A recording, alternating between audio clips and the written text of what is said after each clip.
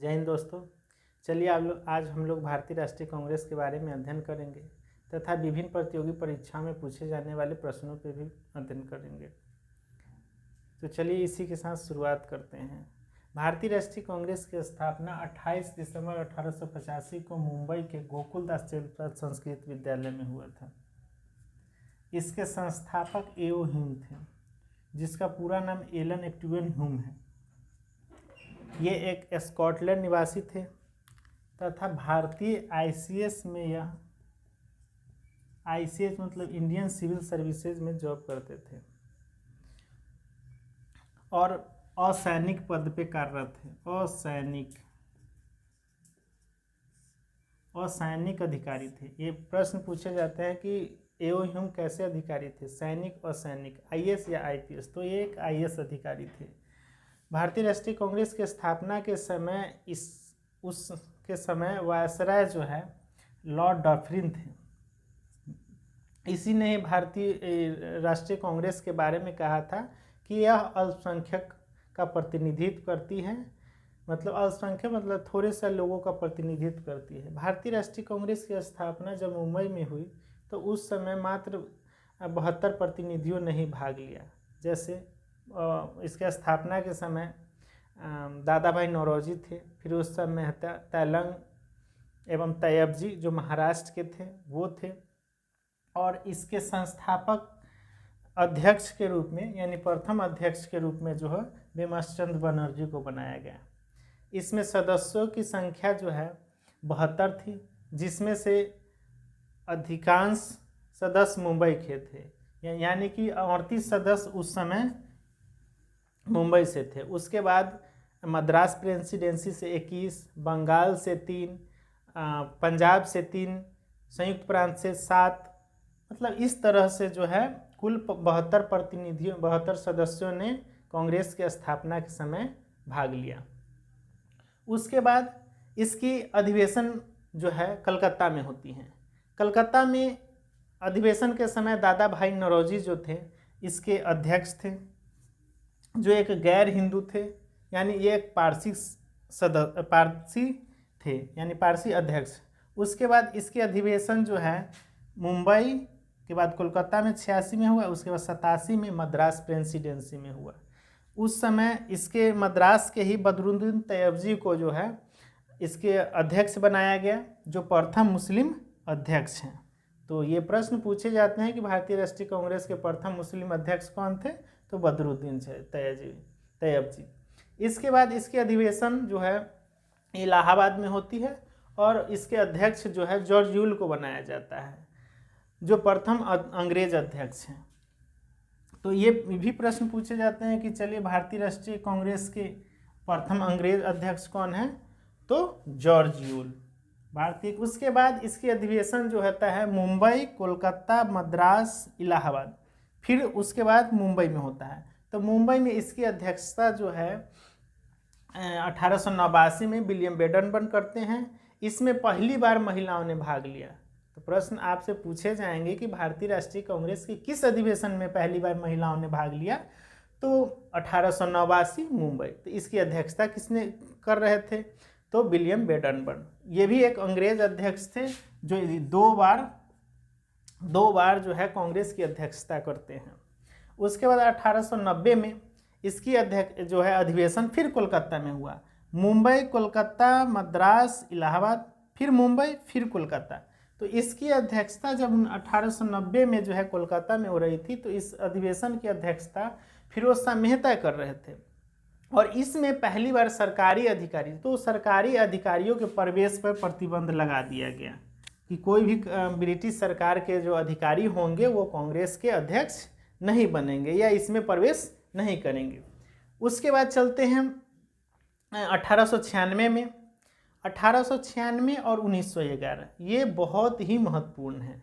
ये प्रश्न बार बार विभिन्न प्रतियोगी परीक्षा में कई बार पूछे गए हैं और पूछे ही जाते रहे हैं और भविष्य में ही पूछे जाने की संभावनाएं हैं। तो चलिए इसके बारे में चर्चा करते हैं। तो 1896 और 1911, तो 1896 में जब रहीमतुल्लाह सयानी इसकी अध्यक्षता कर रहे थे, तो उस समय पहली बार जो है राष्ट्रगीत वंदे मातरम को गाया गया, जबकि 1911 में बिशन नारायण दत्त जी इसका अध्यक्षता कर रहे थे। उस समय पहली बार जन गण मन मतलब राष्ट्रगान को गाया गया। तो ये प्रश्न पूछे जाते हैं कि राष्ट्रगान को कब गाया गया, या राष्ट्रगान जो है भारतीय राष्ट्रीय कांग्रेस में राष्ट्रगान को पहली बार कब गाया गया। तो राष्ट्रगान बोलेगा तो 1911 और राष्ट्रगीत बोलेगा तो 1996। ये दोनों को आपको एक साथ याद रखना है। और इस पहले की अध्यक्षता रहीमतुल्लाह सयानी कर रहे थे और दूसरे की अध्यक्षता बिशन नारायण दत्त। इसको हम ऐसे ही याद रखने के लिए र आता है उसके बाद वो आता है, यार लव में र उसके बाद वो, ऐसे आप रवि भी याद कर सकते हैं, र से रहीमतुल्लाह सयानी और बिशन नारायण दत्त, ताकि आपको कन्फ्यूजन ना हो और हमेशा हमेशा के लिए याद रहे। तो पहले वंदे मातरम को गाया गया, फिर जो है जनगण मन। और 1896 में ही जब रहीमतुल्लाह सयानी कर रहे थे, जिस समय वंदे मातरम का पहली बार गायन किया गया, उसी समय जो है दादा भाई नौरोजी ने धन निकास के सिद्धांत का प्रतिपादन किया पहली बार। तो ये भी पूछा जाता है कि धन निकास के सिद्धांत का प्रतिपादन किसने किया, तो दादा भाई नौरोजी। और ये जब आपका प्रश्न ज़्यादा टफ करना होगा तो पूछा जाएगा कि दादा भाई नौरोजी ने भारतीय राष्ट्रीय कांग्रेस के किस अधिवेशन में धन निकास के सिद्धांत का प्रतिपादन किया। तो 1896 में कलकत्ता अधिवेशन। इसकी अध्यक्षता कौन कर रहे थे, तो बिशन रहीमतुल्लाह सयानी। तो चलिए इसके साथ हम आगे बढ़ते हैं। चलिए तो इसी के साथ आगे बढ़ते हैं और 1901 में चलते हैं। 1901 में कांग्रेस का अधिवेशन जो है कलकत्ता में होता है। उस समय इसकी अध्यक्षता जो है दिनसा बाचा कर रहे होते हैं और महात्मा गांधी ने कांग्रेस में पहली बार भाग लिया। चूँकि गांधी जी 1893 में जब दक्षिण अफ्रीका गए थे, उसके बाद उन्होंने पुनः 1901 में कुछ समय के लिए भारत आए थे। तो उसी समय जो है पहली बार गांधी जी ने कांग्रेस में भाग लिया और वो अधिवेशन कलकत्ता में हो रहे थे। तो पूछा जाएगा कि महात्मा गांधी ने कांग्रेस के अधिवेशन किस अधिवेशन में पहली बार भाग लिया, तो कलकत्ता अधिवेशन 1901 पहली बार भाग लिया। पहली बार भाग लिया तो उसको एक याद हमेशा याद रखेंगे। उसके बाद 1905, 6, 7 पे चलते हैं। 1905 में है बनारस में गोपाल कृष्ण गोखले कर रहे थे, 6 में कोलकाता में दादा भाई नौरोजी, जबकि 7 में सूरत में रास बिहारी घोष कर रहे थे। तो हुआ क्या कि 1905 में जब कर्जन ने बंगाल का विभाजन कर दिया, तो उस समय जो है स्वदेशी आंदोलन की शुरुआत हुई। तो स्वदेशी आंदोलन के तौर तरीकों के लेके, यानी स्वदेशी आंदोलन जो है गरम दल के नेता चाहते थे कि पूरे भारतवर्ष में हो, जबकि नरम दल के नेता चाहते थे कि बंगाल विभाजन सिर्फ बंगाल में हुआ हो और ये सिर्फ बंगाल तक ही सीमित रखा जाए। और इस वजह से जो है 1905 में ही गरम दल और नरम दल के नेताओं के बीच जो है अनबन चलने लगा। और उस समय इसकी अध्यक्षता गोपाल कृष्ण गोखले कर रहे थे, जबकि उसी समय जो है बंग भंग की निंदा की गई। बंगाल विभाजन की निंदा कांग्रेस के बनारस अधिवेशन 1905 में की गई। उसके बाद 6 में चलते हैं। 6 में कांग्रेस का अधिवेशन कोलकाता में होता है, जिसकी अध्यक्षता दादा भाई नौरोजी कर रहे थे। इसमें भी गरम दल और नरम दल में तो थोड़ी जो है तनबन चलते रही, क्योंकि नरम दल के नेता चाहते थे कि रास बिहारी घोष को हम अध्यक्ष बनाएंगे, जबकि गरम दल के नेता चाहते थे कि बाल गंगाधर तिलक या लाल बालपाल, तो उसमें लाला लाजपत राय या बाल गंगाधर तिलक को हम मतलब इसमें अध्यक्ष इसमें बनाएंगे। किसमें? 1906 के अधिवेशन में। लेकिन क्या हुआ कि कुछ जो नरमपंथी नेता जो थे दादा भाई नौरोजी को अध्यक्ष चुन लेते हैं और जो है इस माहौल को शांत कर दिया जाता है। और इसी में जो है 1906 के कलकत्ता अधिवेशन में स्वदेशी एवं बहिष्कार के प्रस्ताव को पारित किया जाता है। साथ ही साथ स्वराज को राष्ट्रीय आंदोलन का जो है लक्ष्य घोषित किया जाता है।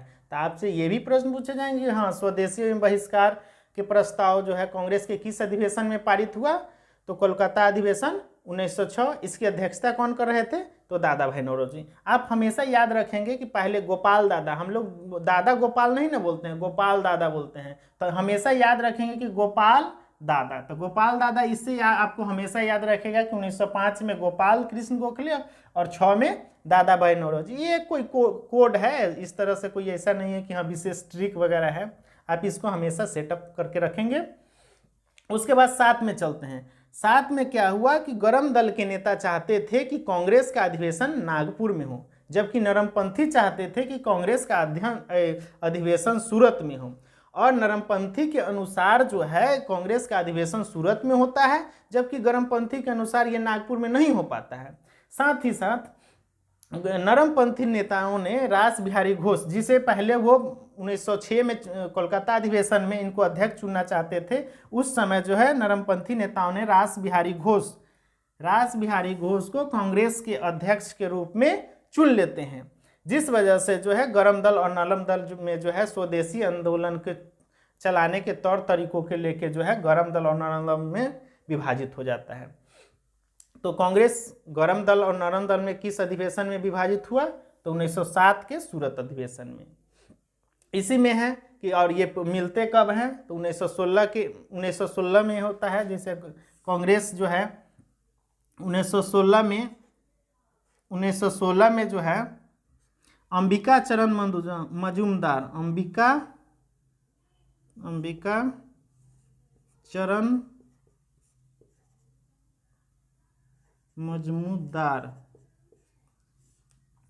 कांग्रेस में विभाजन कब होता है? तो 7 में, और मिलन होता है 1916 में अंबिका चरण मजूमदार, जब इसकी लखनऊ में अधिवेशन होता है। तो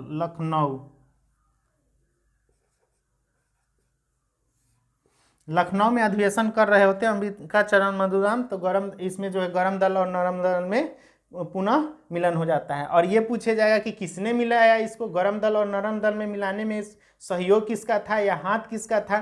तो आप इसको हमेशा याद रखेंगे एनी बेसेंट की। गरम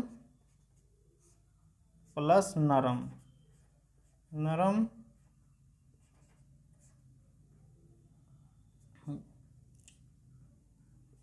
Annie Besant.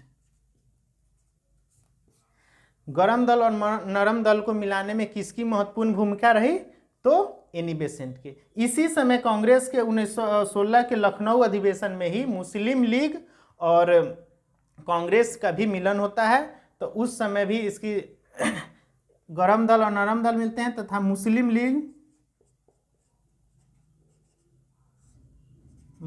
League plus Congress. इसी अधिवेशन में मुस्लिम लीग और कांग्रेस के बीच में भी जो है समझौता होता है। तब कहा जाता है कि लखनऊ समझौता या लखनऊ पैक्ट के नाम से भी इस अधिवेशन को जाना जाता है, जिसमें मुस्लिम लीग और कांग्रेस में भी मिलन होता है। पहले तो कांग्रेस में जो है गरम दल और नरम दल के नेताओं के बीच मिलन होता है। 1916 के लखनऊ अधिवेशन जिसकी अध्यक्षता अंबिका चरण मजूमदार कर रहे थे, उसमें 2 चीज़ हुआ। एक तो कांग्रेस जो था सर्वप्रथम गरम और नरम दल में मिल गए, गरम दल और नरम दल एक हो गए। दूसरी चीज़, जब गरम दल और नरम दल एक हो गए, उसके बाद जब कांग्रेस एक हो गया, उसके बाद जो है मुस्लिम लीग और कांग्रेस पुनः मिलते हैं। तो गरम दल और नरम दल में मिलाने में मुख्य जो भूमिका थी वो एनी बेसेंट की थी, जबकि मुस्लिम लीग और कांग्रेस के बीच समझौता कराने का में जो है मुख्य भूमिका मोहम्मद अली जिन्ना एवं बाल गंगाधर तिलक के थे। मुस्लिम लीग के वही जो मोहम्मद अली जिन्ना थे वो, और बाल गंगाधर के जो हमारे गरम दल के नेता थे वो, जिनका जो मुंबई के हैं। तो इसको हम लिख लेते हैं मुस्लिम लीग प्लस कांग्रेस। मुस्लिम लीग और कांग्रेस को मिलाने में महत्वपूर्ण भूमिका किसकी थी? तो वो मोहम्मद अली जिन्ना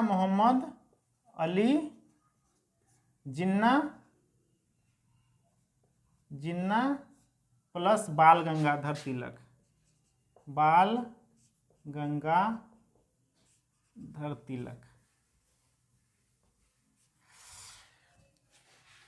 और उसके बाद जो है कांग्रेस में पहली बार तो कांग्रेस में फूट कब हुई? तो 1907 के सूरत अधिवेशन में। पुनः मिलन कब हुआ? तो 1916 में लखनऊ अधिवेशन, जिसकी अध्यक्षता अंबिका चरण मजूमदार कर रहे थे। जबकि इसमें पुनः कांग्रेस में पुनः फूट कब हुआ? तो 1918 में। ठीक है, ये याद रखेंगे। चलिए उसके बाद चलते हैं 1907 के बाद 1908 में। चूंकि 1907 में जब कांग्रेस में फूट पड़ गया तो संविधान कोई भी ऐसा संवैधानिक प्रावधान नहीं था जो जिससे कांग्रेस को चलाया जाए। तो 1908 में जो मद्रास अधिवेशन हुए थे, उससे पहले जो है 1907 का जो कांग्रेस अधिवेशन हुआ था, जब गरम दल और नरम दल में इसमें फूट हो गई थी, तो इस अधिवेशन को स्थगित कर दिया गया था, जिसके अध्यक्ष रास बिहारी घोष थे। तो उस समय तो ये अध्यक्षता सही ढंग से नहीं कर पाए, या मतलब अधिवेशन हुआ ही नहीं। उसके बाद जो है 1908 में रास बिहारी घोष को ही कांग्रेस का अधिवेशन की अध्यक्ष चुन लिया जाता है। इस समय कांग्रेस के संविधान का निर्माण होता है। कहाँ? तो मद्रास अधिवेशन 1908, जिसकी अध्यक्षता रास बिहारी घोष कर रहे होते हैं। तो ये भी प्रश्न हमेशा, ये बहुत ज़्यादा महत्वपूर्ण प्रश्न है कि हाँ, भारतीय राष्ट्रीय कांग्रेस के संविधान का निर्माण किस अधिवेशन में हुआ? तब मद्रास अधिवेशन 1908 या 1908 में मद्रास अधिवेशन, इसकी अध्यक्षता रास बिहारी घोष कर रहे थे। जबकि 1920 में कांग्रेस के संविधान में संशोधन एवं परिवर्तन जो भी है, 1920 में कांग्रेस के संविधान में परिवर्तन हुआ। उस समय इसकी अध्यक्षता जो है विजय राघवाचारी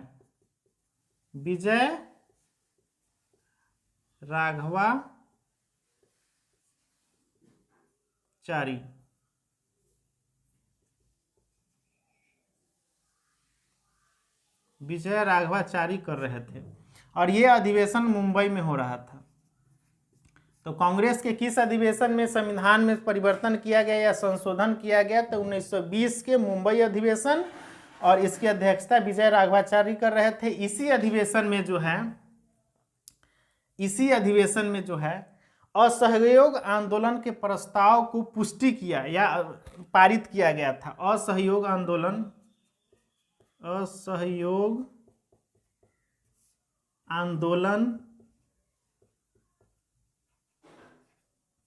के प्रस्ताव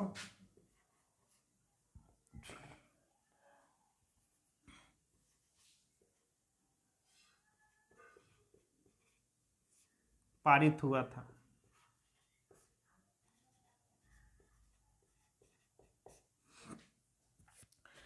तो उसके बाद चलते हैं, पूछे जाएंगे कि हाँ, असहयोग आंदोलन के प्रस्ताव मतलब किस अधिवेशन में पारित हुआ था? तो 1920 के मुंबई अधिवेशन, जिसकी अध्यक्षता विजय राघवाचारी कर रहे थे। इसी अधिवेशन में जो है पहली बार कांग्रेस के संविधान में परिवर्तन किया गया। यहाँ तक कि डेलीगेट शुल्क क्या होता है कि कांग्रेस में पहले प्रवेश से पहले जो है कुछ जो शुल्क दे के जो है सदस्यता ग्रहण की जाती थी, जिसको 1/4 कर दिया गया। यानी कि पहले 1 रुपया जो थी, कांग्रेस में प्रवेश के लिए 1 रुपया जो है डेलीगेट शुल्क देना पड़ता था, तब कोई भी कांग्रेस का सदस्य बन सकता था। जबकि उस समय जो है 25 पैसे जो है कांग्रेस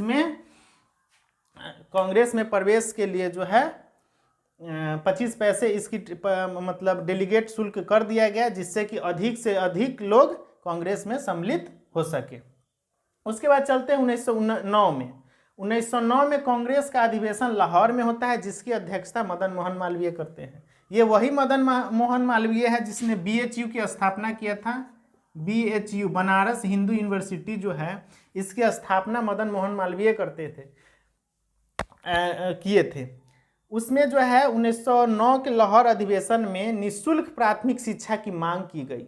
मतलब मदन मोहन मालवीय जब इसकी अधिवेशन की अध्यक्षता कर रहे थे, तो निःशुल्क प्राथमिक शिक्षा, भारतीय राष्ट्रीय कांग्रेस के किस अधिवेशन में निःशुल्क प्राथमिक शिक्षा की मांग की गई? तो 1909 के लाहौर अधिवेशन।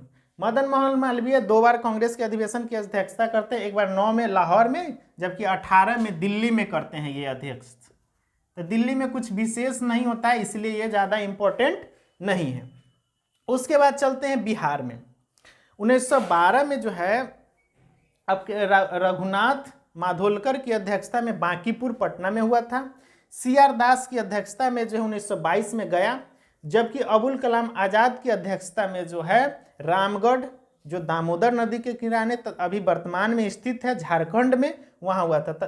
उस समय जो है ये झारखंड तो बिहार का ही भाग था, इसलिए उस समय तत्कालिक बिहार में कांग्रेस के अधिवेशन। तब पूछे जाएंगे कि हाँ, भारतीय राष्ट्रीय कांग्रेस के कितने अधिवेशन बिहार में हुए थे? तो 3 अधिवेशन 12, 22, 40। आप इसको एक साथ याद रखेंगे, 12, 22, 40। पहला बांकीपुर, दूसरा गया, तीसरा आप दक्षिण में चले जाते जाएंगे, पहले पटना, उसके बाद गया जाएंगे, गया के बाद रामगढ़, पहला बांकीपुर, गया, रामगढ़। इस तरह से पहले अधिवेशन की अध्यक्षता जो है रघुनाथ माडोलकर करते हैं। इस अधिवेशन में जो है एओ ह्यूम को राष्ट्रीय पिता, कांग्रेस का पिता घोषित किया जाता है। कांग्रेस का पिता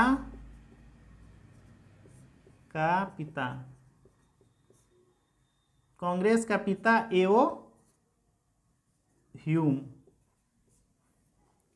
कांग्रेस के पिता एओ ह्यूम को जो है घोषित किया जाता है।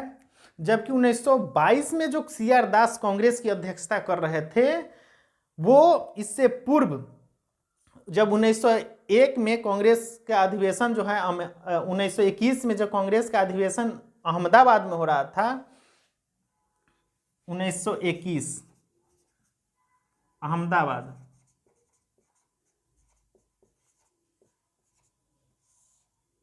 इस समय हकीम अजमल खां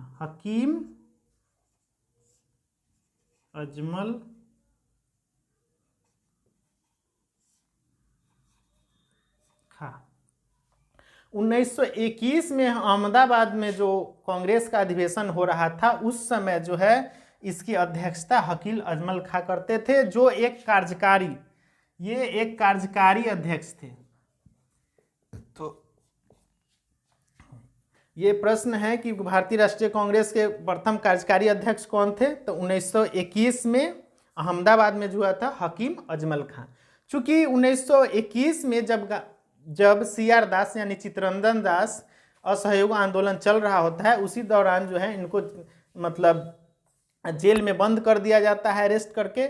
उसके बाद जो है जेल में होते हुए, जेल में रहने के दौरान ही इनको अध्यक्ष पद के लिए चुन लिया जाता है। तो जेल में होने के कारण जो है उस समय कार्यकारी अध्यक्ष के रूप में हकीम अजमल खां को चुना जाता है, और हकीम अजमल खां इसकी अध्यक्षता करते हैं, जो 1921 के अहमदाबाद में अधिवेशन होता है। उसके बाद जब वो जेल से निकलते हैं तो 1922 में सीआर दास जो है गया में जो अधिवेशन होता है उसकी अध्यक्षता वो करते हैं। तो ये भी प्रश्न पूछे जाएंगे कि चलिए भारतीय राष्ट्रीय कांग्रेस के प्रथम कार्यकारी अध्यक्ष कौन थे? तो हकीम अजमल खां। ऐसे कौन से अध्यक्ष थे जिनको जेल में रहते हुए अध्यक्ष के लिए चुन लिया गया था? तो वो सीआर दास थे। चलिए, तो इसी के साथ पुनः आगे बढ़ते हैं।